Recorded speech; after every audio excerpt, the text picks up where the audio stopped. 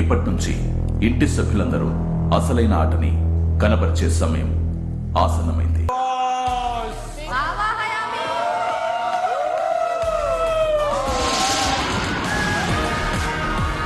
నాను వెంకటపతి రాజా చంద్రముఖి ఈ దుర్గాష్టమికి నిన్ను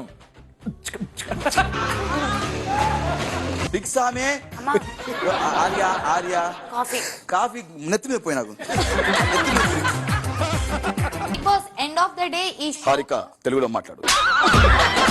బిగ్ బాస్ మీరు కూల్ అని ఎందుకు రాస్తారు హర్యానాకి? నేను రాలేదే. అమ్మ రాజశేఖర్ మీరు చక్కగా ఆడుతున్నారు ఈ వయసులో కూడా. దివి Big Boss, I love you. crazy feeling.